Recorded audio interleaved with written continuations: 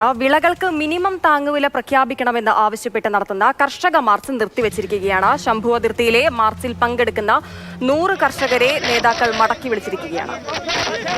കേന്ദ്ര കൃഷി സഹമന്ത്രി ചർച്ചയ്ക്ക് വാതിൽ തുറന്നതോടെയാണ് ഇങ്ങനെയൊരു തീരുമാനമുണ്ടായത്. വസന്ത് വിവരങ്ങൾ.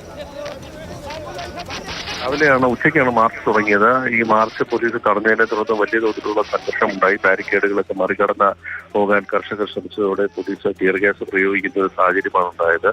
ഇതിനെ തുടർന്നിട്ടാണ് ഇപ്പോൾ കേന്ദ്ര കൃഷി സഹമന്ത്രി ഇവരെ ചർച്ചയ്ക്ക് ക്ഷണിച്ചിട്ടുള്ളത്. ചർച്ചയ്ക്ക് ക്ഷണിച്ച ഒരു പശ്ചാത്തലത്തിൽ തൽക്കാലത്തേക്ക് മാർച്ച് നിർത്തിവെന്നാണ് കർഷക സംഘടനാ നേതാക്കൾ വ്യക്തമാക്കിയിരിക്കുന്നത്. മാത്രമല്ല നിരവധി പേർക്ക് പരിക്കേൽക്കുകയും കൂടെ ചെയ്തിട്ടുണ്ട് എന്ന് ഇവർ ചൂണ്ടിക്കാട്ടുന്നു. ഈ സാഹചര്യത്തിൽ ഇന്നത്തേക്ക് മാർച്ച് നിർത്തിവെക്കുന്നു എന്നാണ് ഇപ്പോൾ വലിയ കർഷക സമരത്തിനൊക്കെ രാജ്യം സാക്ഷ്യം വെച്ചാണ്, രാജ്യ തലസ്ഥാനം സാക്ഷ്യം വെച്ചാണ്. വീണ്ടും അത്തരത്തിലൊരു വലിയ സംയുക്തമായൊരു നീക്കമാണോ? ഏത് തരത്തിലാണ്? എത്രത്തോളം ഇന്റൻസിറ്റി ഉള്ള സമരാലോചനയാണ് ഈ നടക്കുന്നത്?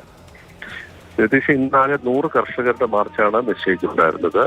ആ രീതിയിലുള്ള ഒരു സമരമുറയാണ് അവർ ആലോചിക്കുന്നത്. കഴിഞ്ഞ തവണത്തെ സമരത്തിന് പിന്നിൽ പ്രധാനപ്പെട്ട ഒരു കാരണം എന്ന് പറയുന്നത് 3 കാർഷിക ബില്ലുകളായിരുന്നു. ആ ബില്ലുകൾ ഇപ്പോൾ നിലവിലില്ല. മാത്രമല്ല ആ ബില്ലുകളുടെ പിൻവലിച്ചുകൊണ്ട് സർക്കാർ നൽകിയ ഉറപ്പിന്റെ ഒരു വിഷയത്തിൽ മാത്രമാണ് ഇപ്പോൾ സമരം നടക്കുന്നത്. അതായത് MSPക്ക് നിയമപരമായ അടിത്തറ നൽകണം എന്നുള്ളത്. അതിന്റെ പേരിലുള്ള ഒരു സമരമാണ് ഇപ്പോൾ നടക്കുന്നത്.